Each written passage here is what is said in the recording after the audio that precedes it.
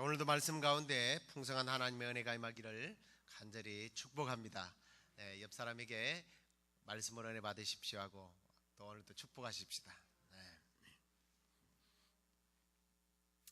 자, 우리가 교회 생활 혹은 신앙 생활을 하면서 가장 많이 하는 말, 사용하는 말 중에 하나가 믿음에 관한 것일 겁니다.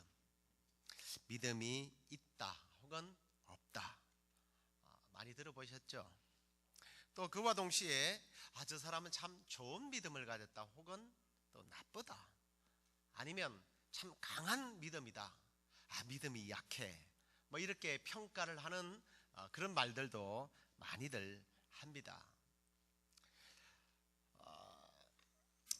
특별히 이 평가되어지는 부분, 믿음이 좋다, 나쁘다, 크다, 약하다, 뭐 이런 평가에 의해서 우리의 신앙의 성공과 실패가 좌우된다고 생각하는 사람들도 간혹 있는 것 같아요. 그래서 저 사람은 믿음이 좋고 강해서 승리하고, 저 사람은 믿음이 좀 안 좋고 믿음이 약해서 실패했다, 이렇게 결론을 내리기도 합니다. 그런데요, 요한일서 5장 4절 말씀에 보면 이런 말씀이 있습니다. 대저 하나님께로서 난 자마다 세상을 이기느니라. 그리고 세상을 이기면 이것이니 우리의 믿음이다 라는 말을 합니다. 우리가 그냥 얼뜻 보면 믿음이 세상을 이기는구나, 이렇게 적용하기가 쉬워요. 그런데 이 말씀이 강한 믿음이 세상을 이긴다, 이렇게 말하고 있지는 않는 것 같지 않습니까? 그런데 우리는 대부분이 강한 믿음이 세상을 이긴다, 이렇게 이해를 해버려요. 믿음이 좋고 나쁘기 때문에 승리를 하는 것이 아니라, 오늘 이 말씀을 보면 어쩌면 믿음이 높고 낮고 폭이 어쩌고 이게 아니라 어떤 그 믿음의 대상과 관련이 있어 보이지 않습니까? 하나님께로서 난 자마다 라는 말씀. 그리고요, 이어서 나오는 말씀은 더욱더 강력하게 대상에 의해서 좌우된다는 것을 보여줘요. 우리 5절 말씀을 한번 읽어보겠습니다. 예수께서 하나님의 아들이심을 믿는 자가 아니면 세상을 이기는 자가 누구냐? 세상을 이기는 것이 믿음이다 라고 말하는데, 오늘 여기 보면 하나님의 아들을 믿는 믿음이 아니면, 그런 사람이 아니면 누가 세상을 이기겠느냐? 더 정확하게 믿음이라고 하는 것이 대상과 관련이 있다는 것을 말씀을 하고 있습니다. 하나님께로서 난 자마다, 그리고 하나님을 믿을 때에 바로 그 믿는 사람이 세상을 이긴다 라고 말씀을 하고 있다는 거죠. 그래서 세상을 이기는 믿음은 결국은 하나님과의 어떤 관계, 특별히 어떤 관계예요? 친밀한 관계를 통해서 세상을 이긴다 라고 말씀을 하고 있습니다. 마이크를 조금만 더 올려주실래요? 제가. 그런데 5절에서 더욱 구체적으로 이제 하나님의 아들을 믿는 이 믿음이 없이는 세상을 이기기가 힘들다라는 것을 어필을 하고 있습니다. 자, 그냥 믿음이 좋다 나쁘다라고 하는 말에 의해서 결정되는 것이 아니라 우리의 믿음의 대상과 관련이 있다는 것을 우리가 좀 기억을 했으면 좋겠습니다. 자, 그런데도 불구하고 우리는 자꾸만 세상을 이기는 믿음을 생각할 때 믿음의 대상을 생각하기보다는 믿음이 좋고 나쁨을, 믿음이 굉장히 강하다 약하다에 의해서 좌우된다고 그렇게 생각을 해요. 왜 그렇습니까? 항상 이 세상은 강한 자가 이기기 때문에 그래요. 인간의 역사를 보면 늘 강한 자들이 이겨왔습니다. 그래서 너도 나도 강해지려고 해요. 심지어 평화마저도 강함이 평화를 가져온다고 결론을 내립니다. 우리가 잘 아는 패권 국가를 일컬어서 팍스라고 하는 말을 붙입니다. 뭐 들어보셨을 거예요. 팍스 로마, 뭐 나라고 하기도 부릅니다. 팍스 로마 나 이렇게 부르기도 하는데, 요즘에는 이제 팍스 아메리카 이렇게 부릅니다. 잘 아시는 내용일 겁니다. 이 팍스라고 하는 말은 라틴어인데요, 평화라는 뜻이에요. 뭐 영어에 이제 피스로 여기서 나옵니다만은, 그 문자적으로 직역을 하면 팍스 로마, 그러면 로마의 평화예요. 그런데 사실은 이 뜻은 전혀 그렇지 않습니다. 직역을 하면 그냥 로마의 평화고 평화로운 로마예요.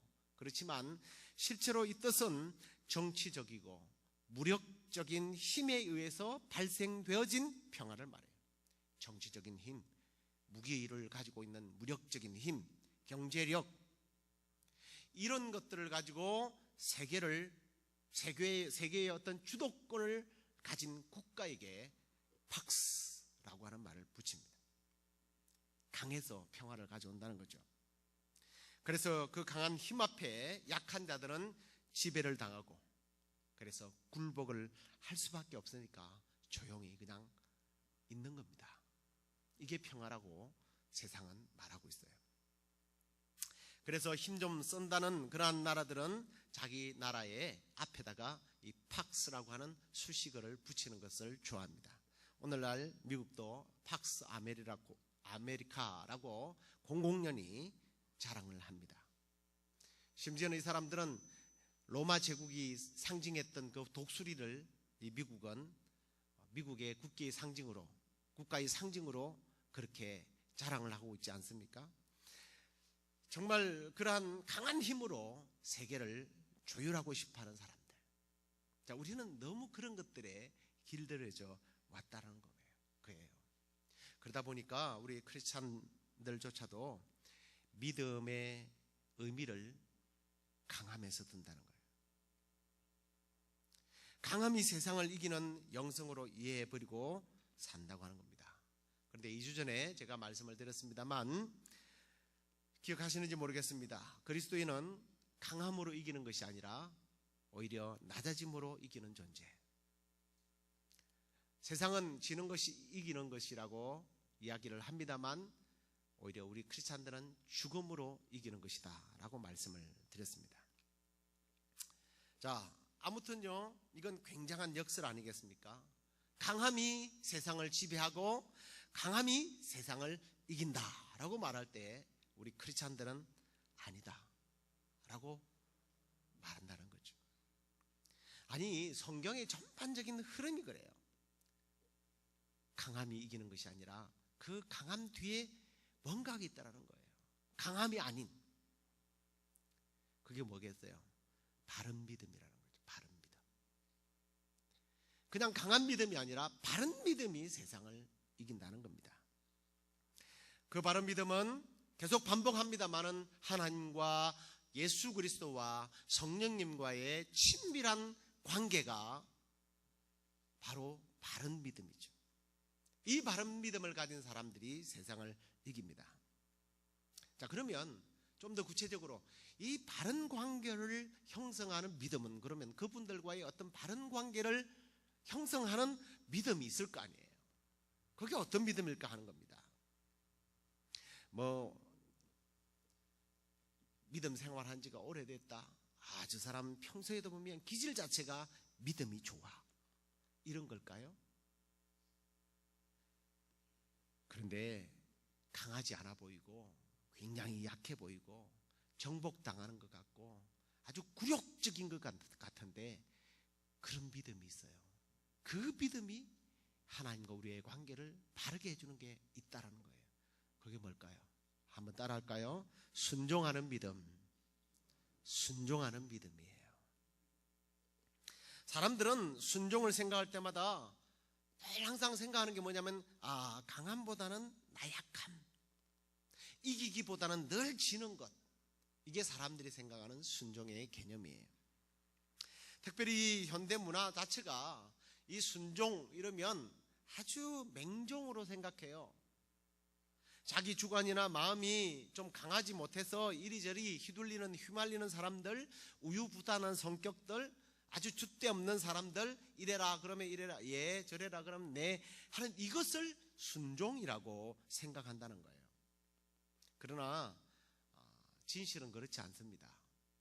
오히려 순종하는 믿음이요, 강한 믿음이에요.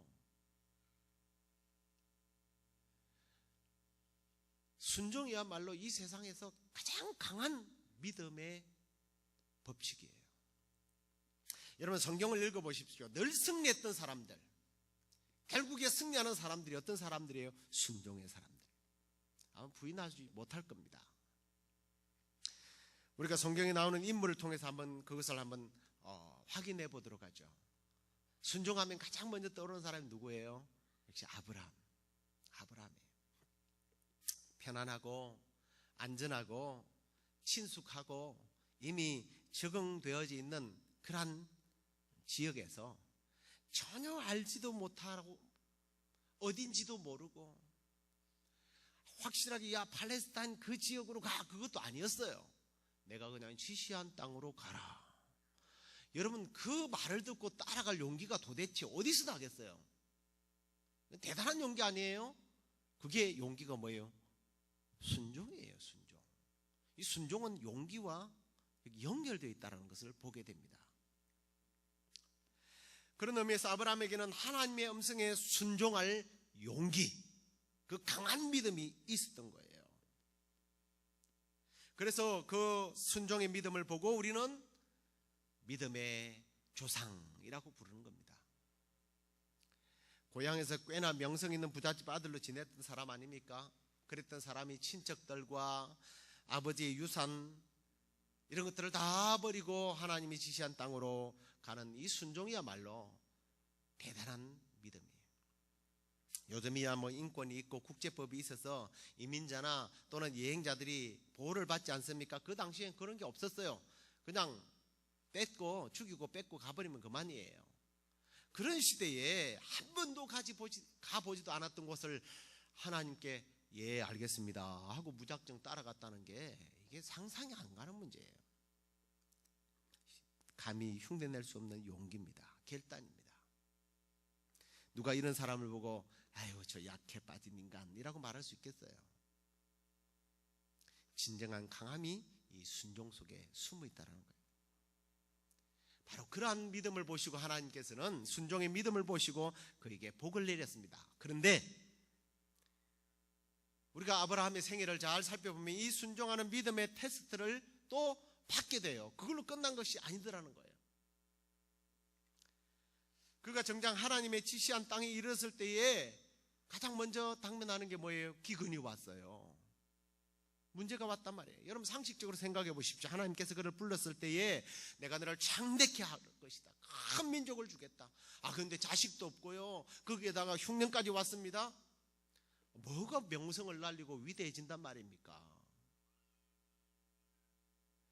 정말 그의 약속을 믿고 목숨을 걸 만한 지시한 땅으로 왔는데 하나님께서 기근을 줬다면 보통 사람 같으면 이럴 거예요. 에이, 이게 다 뭐야 이거. 내가 하나님의 말씀을 믿고 따라온 내가 바보지. 그러면 그렇지 뭐. 하나님이 어디 있어. 에휴, 돌아가자. 그리고 다시 컴백할 거예요. 그런데 아브라함은 끝까지 믿고 순종한 거예요. 여러분 세상을 이기는 영성, 이게 그냥 되는 것이 아닌 것입니다. 그저 내가 강해야지, 내가 강한 믿음을 가져야지, 그래서 내가 선한 영향력을 행사하고 이 땅의 축복의 통로로 살아야지, 이게 결단 낸다고 될 문제가 아니라는 거죠. 우리가 영성을 가진 사람으로서 세상을 주도해 나가는 믿음의 삶은 바로 순종하는 믿음, 순종하는 그 고집스러움, 이 줏대 있는 신앙, 이게 없이는 결코 이룰 수 없는 경지가 바로 세상을 이기는 영성의 단계예요. 그리고 그렇게 순종해 나가는 동안 분명히 우리에게 아브라함뿐만 아니라 이런저런 도전이 오게 되어 있다는 것도 이 아브라함의 생애를 통해서 우리는 또 하나 발견을 해야 합니다. 사실 성경에 보면 순종의 삶을 살았던 삶의 모습을 보면 때로는 가혹할 정도로 어려움을 겪게 만들었어요. 그러나 그럼에도 불구하고 끝까지 순종하는 자들에게 하나님께서 복과 세상을 이기는 영성을 허락해 주셨습니다. 약해 보이고 우유부단해 보이고 세상 사람들이 볼 때는 굴욕적인 대상일지 모르지만 하나님께서는 그들에게 세상을 이기는 영성을 가진 사람이라고 평가해 주셨다는 거죠. 히브리서 11장에 나오는 세상을 이긴 믿음, 세상이 감당하지 못하는 믿음의 사람들이 바로 순종의 사람들이었습니다. 그런데 반면 그러면 불순종한 사람들의 한번 모습을 우리가 좀 예를 들어 보십시다. 우리가 불순종하면 가장 먼저 또 떠오르는 인물이 아마 사울일 거예요. 사울 왕. 죄를 짓자 사무엘이 가서 훈계를 좀 했더니 변명을 하고 둘러댑니다. 그때 나온 유명한 말이 순종이 제사보다 낫고 듣는 것이, 하나님 말씀을 그대로 순종하는 것이 수양의 기름보다 낫다라는 말씀을 했어요. 결국 불순종으로 인해서 하나님이 사울을 버렸습니다. 왕권이 오래가지 못했습니다. 그 자녀들이 정말 저주스러운 삶을 살게 되었습니다. 비극의 주인공이 되죠. 그런데 오늘 저는 이 사울의 한 예보다 좀 의외의 인물을 한 명 소개하려고 그럽니다. 잘 아는 인물이에요. 모세예요. 모세는 하나님께 정말 택함을 받아서 40년 동안 훈련을 받고 40년 동안 멋지게 쓰임을 받았던, 정말 처음에는 그렇게 부인을 하다가 결국은 하나님 말씀에 굴복당하고 순종했던 순종의 인물입니다. 그런 그도 불순종의 모습이 나왔어요. 우리가 잘 아는 대로 반석을 2번 친 사건입니다. 이 사건 개요는 그래요. 이스라엘 백성들이 이제 광야에 나와서 40년을 지났어요.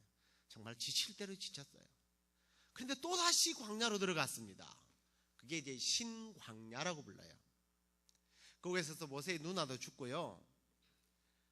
뭐 이런 슬퍼하면서 위로할 겨를도 없이 이스라엘 백성들이 또 반기를 들기 시작합니다. 원망 불평을 해요. 왜? 물이 없어요. 그곳에 가니까. 광야에서 물이 없었다고 하는 것은 곧 죽음입니다. 성경에 보면요, 그러자 이 사람들이 독설을 퍼붓기 시작하는데, 이 독설의 내용이 이래요. 우리 형제들이 광야 40년을 지내는 동안 죽었던 것처럼 차라리 죽었으면 좋았을 뻔. 다시 말하면 여기까지 오지 말고 좀 더 빨리 죽는 것이 행복했을 뻔했다. 왜? 고생하다가 고생 끝에 낙이 와야 되는데 또 고생을 시키니까 이렇게 고생할 바에는 죽는 게 낫는 거 아니냐. 굉장한 독설이죠. 이러면서 모세와 아론에게 막 불평과 원망과 그 원망이 하나님께 다다릅니다. 모세와 아론이 기가 막히죠. 그래서 하나님의 성막 회막 문 앞에 가서 그냥 엎드려졌다라고 했는데, 거기 보면 엎드려서 하나님 앞에 막 부러지졌다, 하나님 억울합니다, 이런 말이 없어요. 너무 기가 막히니까 그냥 엎드려서 하나님이 이거 어떻게 합니까? 이러고 그냥 풀썩 주저앉은 거예요.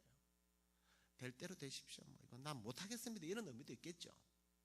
그때 하나님께서 지팡이를 가지고 네 형 아론과 함께 회중을 모아라. 그들의 목전에서 너희는 반석을 명하여 물을 내라 하라. 그 반석으로 물을 내게 하여 회중과 그들의 짐승에게 마시우게 해라 라는 말씀을 주님께서 주셨습니다. 자, 근데 모세가요 자포자기했잖아요. 이 안에는 울분이 막 쌓여 있어요. 그래서 여기 말씀에 보면 분명히 반석에게 명하라, 그냥 지시하여 물이 나와라 이러면 나온다는 거예요. 그런데요, 그냥 두들겨 팼어요. 그것도 2번이나. 그런데 여러분, 놀라운 사실이 여기 숨어 있습니다. 저 같으면요, 제가 하나님 같으면 물을 안 줘요. 왜요? 불순종했기 때문에. 그런데 물이 나왔어요. 화가 많이 난 상황에서 반석을 명한 것도 아니고 2번이나 쳤는데, 흥미롭게도 불순종했는데도 불구하고 물이 나왔어요. 이 내용을 여러분 자세하게 좀 관찰하면서 묵상을 해보면요, 반쪽은 순종했어요.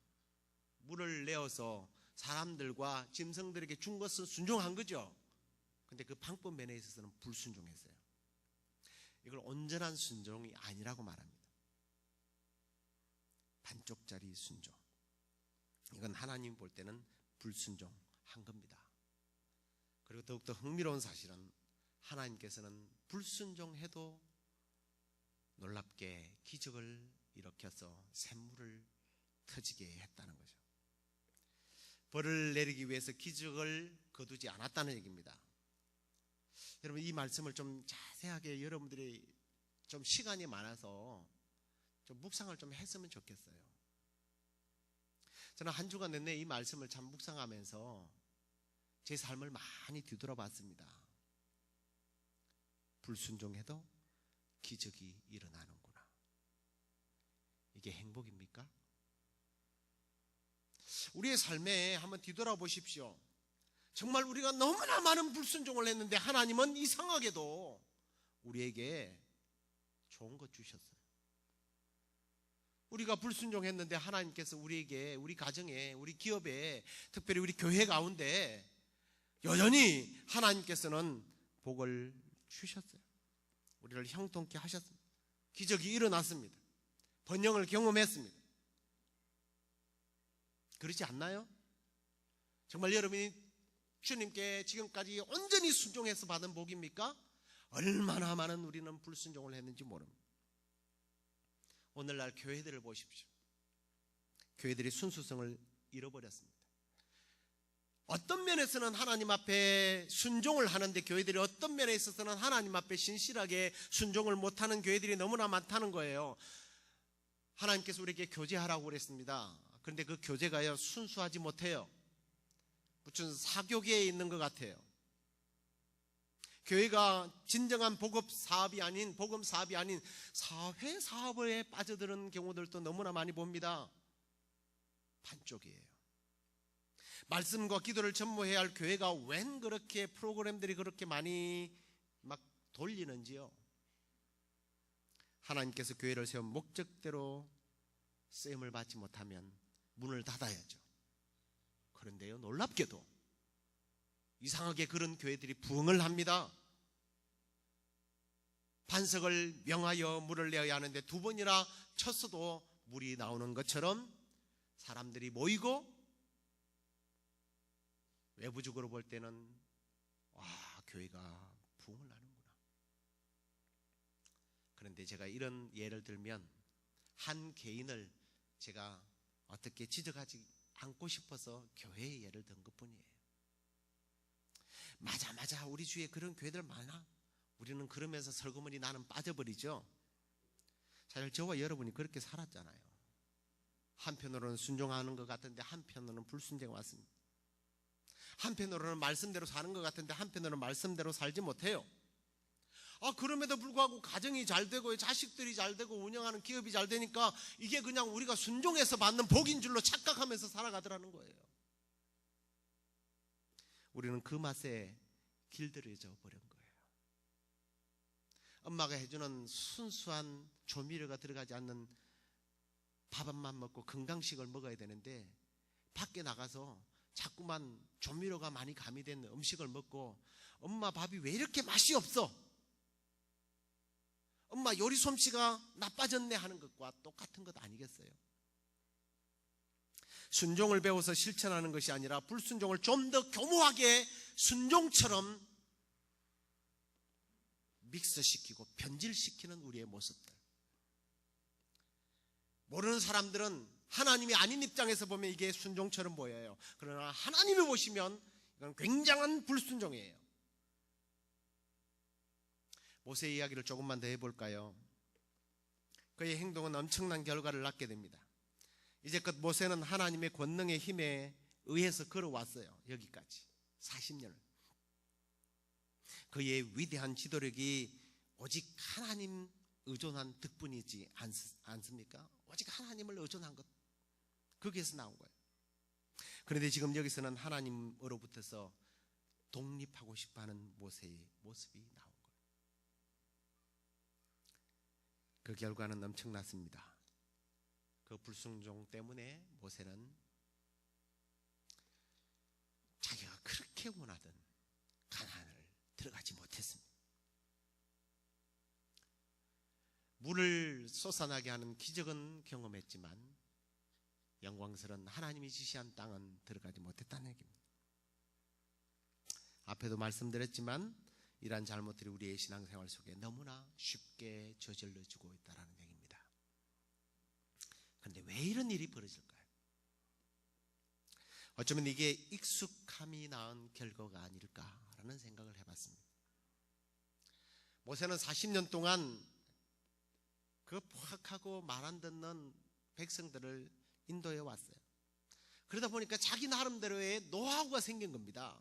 이 백성들을 다루는 법을 안 거예요. 과거에 특별히 그는 반석을 쳤던 경험이 있었던 사람입니다. 그냥 반석을 향하여 지팡이를 가리키면서 무리여 솟아라 이러면 되는데, 이 백성들에게는 뭔가 다이나믹하고 뭔가 이 판타스틱한 막 좀 뭔가 막 우와 하는 이런 열정을 이끌어내어야만이 이 백성들이 동화되어지고 막 감동하고 감격을 받는다는 것을 알았어요. 그래서 과시를 하고 싶었던 겁니다. 하나님의 방법보다 어쩌면 자기가 하는 방법이 더 나을 것 같았어요. 여러분 한번 생각해 보세요. 무리야 나와라. 얼마나 시시해요. 그런데 지팡이를 쫙 뽑아들고 이야 안 멋있어요? 막 오버하면서 이야 이러면 백성들이 와 멋있다. 물이 팍 솟아나니까 막 와, 제가 집에서 연습할 때는 이보다 더 했는데요, 이게 지금 지팡이도 없고 잘 안 되네요. 얼마나 멋져 보여요.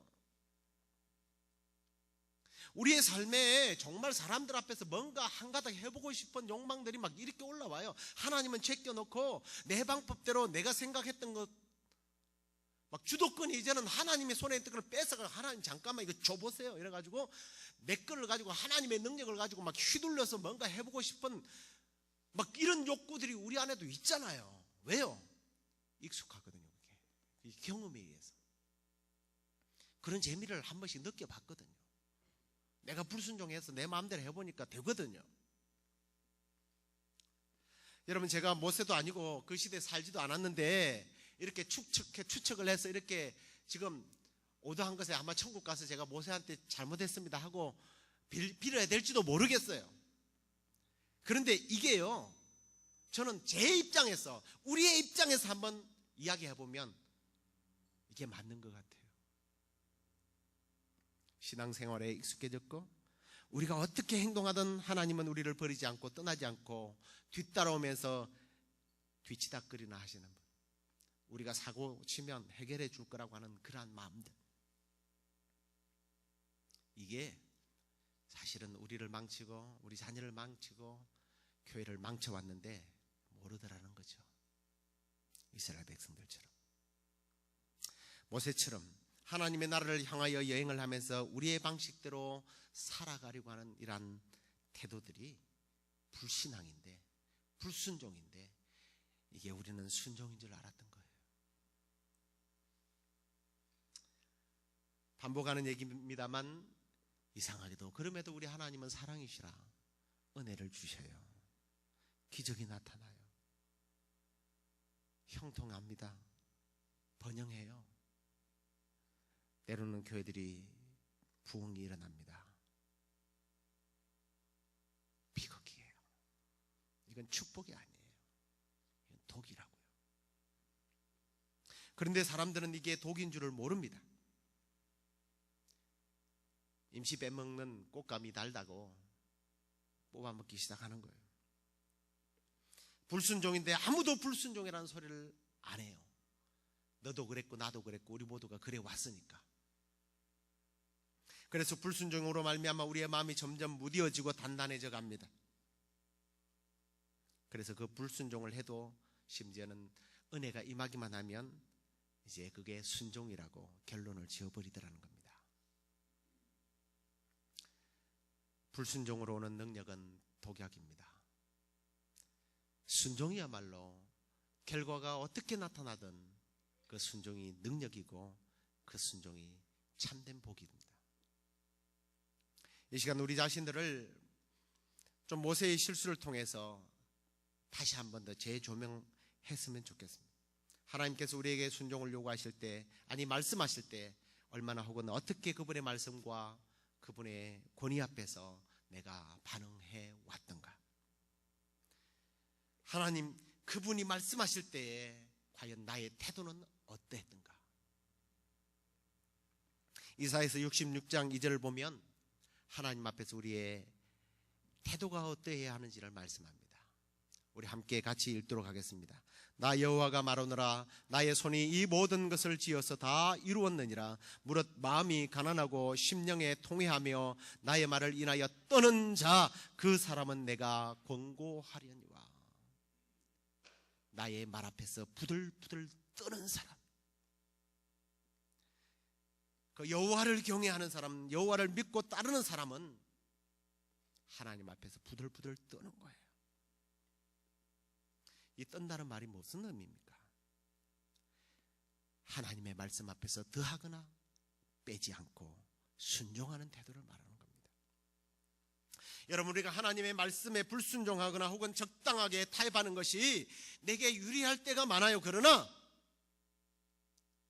우리는 이런 태도들을 버려야 합니다. 하나님 앞에서 부들부들 떠는 마음으로, 비록 불순종해서 맛있는 것을 먹어보았다 할지라도 그 맛에 맛들어지면 안 되는 겁니다. 우리의 영혼은 점점 약해져요. 시편에 보면 그런 말씀이 있잖아요. 이스라엘 백성들이 패약해서 이상한 것들을 하나님 앞에 구했습니다. 그런데 하나님이 이렇게 말해요. 내가 다 주었다. 그러나 그 영혼은 파리해져 갔다. 날아다니는 파리가 아니고요, 그 영혼이 점점 약해져 갔다는 거, 병들어 갔다는 얘기예요. 불순종도 마찬가지예요. 하나님께 대하여 경외하는 마음으로 기꺼이 순종하는 것이 참된 능력이에요. 그것이 바른 믿음이에요. 그게 참 신앙이란 말이에요. 오늘 이 말씀을 많이 좀 묵상을 해서 설교가 좀 길어져서 죄송합니다. 좀 이스라엘 백성들을 조금 더 우리 한번 살펴보자고요. 이스라엘 백성들은요, 애굽에서 노역을 하면서 얼마나 하나님 앞에 기도했겠습니까? 그들의 부르짖음이 내게 들렸다 할 정도로 몇 년 동안, 400년 동안 부르짖었어요. 요셉을 알지 못했던 왕이 들어서면서 그때부터 구원자 요셉은 사라져버렸고요, 이들은 노예가 되었습니다. 앞지 아래서 고생했던 사람들입니다. 자기의 아들을 낳으면 나일강변에 갖다 버려야만 했던 사람들입니다. 그랬던 그들이 마침내 기도해서 하나님의 응답이 열려서 모세를 통해서 젖과 꿀이 흐르는 땅으로 출발했습니다. 얼마나 흥분했겠어요. 하나님의 10가지 재앙이 자기들에게 하나도 미치지 않는 모습을 보면서 와, 하나님은 위대하시도다 이러면서 길을 나섰습니다. 그런데 해방의 약속과 해방의 감격은 잠시 잠깐이었습니다. 고통이 시작되었습니다. 그 고통의 첫 시작이 뭡니까? 홍해를 만나요. 그런데 뒤돌아보니까 이스라엘의 정예부대들이 막 그 병마를 끌고 이스라엘을 추적해 오는 거예요. 앞에는 막혀 있습니다. 그러자 그들이 막 하나님 앞에, 모세 앞에, 니들 광야에서 죽는 것보다 차라리 그곳에서 노역하는 게 좋았는데 왜 우리를 데리고 나와서 이렇게 죽이느냐고 막 원망했습니다. 그런데 하나님이 기도하자 하나님이 길을 열어주었어요. 홍해를 갈랐습니다. 마른 땅처럼 지나갔습니다. 애굽 군대들이 막 수장되는 것을 보았어요. 그때 에헤라디아 하면서 춤추고 난리 났잖아요. 모세의 누나 미리암이 소고를 치면서 막 덩실덩실 춤을 추고 온 백성들이 하나님의 선하심과 하나님의 능력을 춤추면서 찬양했습니다. 그러면 더 이상 이제 하나님을 의심하지 말아야지. 아니, 그런데요, 홍해의 기적이 끝나자마자 며칠도 지나지 않았어요. 광야연이 물이 떨어졌습니다. 물을 찾았는데 물이 있기는 있는데 그 물이 써서 먹지를 못해요. 쓴물이 나왔습니다. 그러자 또다시 막 토해내기 시작하는 거예요. 이게 누구의 모습입니까? 우리의 모습이에요. 조금 얻고 나면 막 좋아서 에헤라디아 하다가 조금이라도 어려움이 있으면 하나님이 어디 계시니? 우리는 하나님이 언제나 우리에게 부드럽고 기분 좋은 말씀만 해주기를 바라죠. 좋은 말만, 좋은 것만 주기를 원하죠. 그저 성공의 대로가 열려서 신호등 없는 고속도로를 싱싱 트래픽도 없는 곳을 싱싱 달리듯이 우리는 그렇게 달려가고 싶어 합니다. 그런데 하나님은 트래픽을 만들죠. 차량은 정체되죠. 심지어는 앞에 사고 났다고 그러죠. 빨간 시동 켜지죠. 아니, 심지어는 내 차가 사고가 나죠. 이게 이스라엘 민족의 광야와 우리의 광야의 똑같은 점들이에요. 그런데 하나님께서 왜 그런 일들을 하는 거예요? 정말 그들 안에 있는 이 정말 불순종의 씀뿌리들을 하나님께서는 막 뽑아내고 있는 과정들이란 말이에요. 하나님께서 우리에게 좋은 말씀만 하시는 것이 아니라 쓴소리를 하십니다. 우리에게 어려움을 주십니다. 그건 순종의 사람으로 만들어가기 위한 하나님의 작업이라고요. 비록 내 마음에 들지 않고 내 경험과 부딪히고 전혀 사회의 여러 가지 정서와 맞지 않는다 할지라도 하나님의 말씀이라면 순종하는 단계까지 이르기까지 하나님은 계속 쉬지 않아요. 그런데 우리는 자꾸만 사울 왕처럼 하나님의 말씀에 순종하지 않고 내 상황에 하나님의 말씀을 자꾸 바꾸어 희석시킵니다. 하나님의 진리가, 하나님의 도덕이, 하나님의 결코 변절되지 않는 말씀들을 우리가 얼마나 희석시켜 왔습니까? 처음에는 담이 쌓이는 줄도 몰라요. 그 불순종의 담들이 점점 쌓입니다. 너무 높다 보니까 이제 하나님과의 관계가 막혀버려요. 하늘도 보이지도 않아요. 그걸 뜯어치우려니까 이게 힘든 거예요. 이게 우리의 모습입니다. 부분적으로는 선택적인 순종을 해서 복을 누리지만 그 복이 결국은 하나님과 우리의 관계를 점점 막아왔던 거예요. 자, 그러면 우리는 어디까지 순종을 해야 할까? 예수님처럼입니다. 한마디로 말하면 예수님처럼.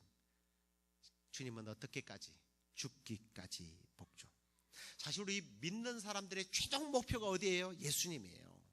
그리스도의 형상을 닮아야 된다고 말합니다. 로마서 8장 29절을 보십시오. 하나님이 미리 아신 자들로 또한 그 아들의 형상을 본받게 하기 위하여 미리 정했다. 우리를 미리 정하시고 우리를 뽑으시고 우리를 구원하신 목적이 뭐라고요? 예수 그리스도의 형상을 본받도록 하기 위해서. 그렇지만 우리는 하나님의 말씀에 순종하지 않으면서 하나님의 아들 예수 그리스도처럼 되려고 합니다. 그분의 영광에 동참하려고 합니다. 그런 법은 없어요. 오늘 본문을 우리가 한번 보시면 하나님의 본체셨다고 말합니다. 그런데 하나님께 순종하셨답니다. 그래서 인간의 몸을 입고 오셨다고 말합니다. 빌립보서 2장 8절, 사람의 모양으로 나타나셨으며 자기를 낮추시고 어디까지요? 죽기까지 복종하셨다. 십자가에 죽기까지 복종하셨다. 여기에 강함이 있습니까? 여기에 능력이 있습니까? 여기에 승리가 있어 보입니까? 죽으면 다 끝난 거예요. 그런데 놀라운 반전이 일어나요. 그 반전을 우리가 함께 읽도록 하겠습니다. 9절부터 11절까지 같이 읽겠습니다. 이러므로 하나님이 그를 지극히 높여 모든 이름 위에 뛰어난 이름을 주사 하늘에 있는 자들과 땅에 있는 자들과 땅 아래에 있는 자들로 모든 무릎을 예수의 이름에 꿇게 하시고 모든 입으로 예수 그리스도를 주라 시인하여 하나님 아버지께 영광을 돌리게 하셨느니라. 할렐루야. 아멘. 여러분, 신앙의 핵심은 믿음인 것은 맞아요. 믿어야 역사가 일어납니다. 믿어야 능력이 나타납니다. 믿음이 있어야 세상을 이깁니다. 그런데 참 믿음은 믿음의 대상을 바로 알고 믿는 믿음이라고 말씀을 드렸습니다. 바로 안다기보다는 바른 관계를 맺어야 합니다. 그 관계는 어떻게 이루어지는가? 순종을 통해서라고 말씀을 드렸습니다. 그래서 하나님 아들 예수 그리스도는 하나님과의 그 친밀한 관계를 위해서 어쩌면 십자가에서 죽으신 거예요. 사람들은 기적적인 믿음을 좋아합니다. 믿음이 기적을 일으키기 때문에. 그러나 분명한 사실은 순종이 없는 믿음은, 순종이 없는 기적의 결과는 다 헛되다는 것. 이걸 오늘 잊지 마시기 바랍니다. 이제 말씀을 맺겠습니다. 우리의 믿음을 순종으로 증명함으로 새로운 역사를 우리가 경험하십시다. 하나님의 말씀에 절대적으로 순종함으로 여러분의 인생에, 저의 인생에 변화가 일어나고 새로운 역사가 일어나고 회복의 역사가 일어나고 거짓된 기적이 아니라 참된 기적을 체험하는 저와 여러분이 되기를 주님의 이름으로 축원합니다. 말씀에 순종함으로 지난날 경험하지 못했던 상상도 못한 못할 그런 기적들이 이제 우리의 삶에 일어나고, 그래서 우리가 세상을 이기는 영성을 가지고 악한 대적들을 물리치고 이 땅에 예수 그리스도의 향기로 가득 채워나가는 그런 복된 성도들이 되기를 다시 한 번 더 주님의 이름으로 축원합니다. 우리 다 같이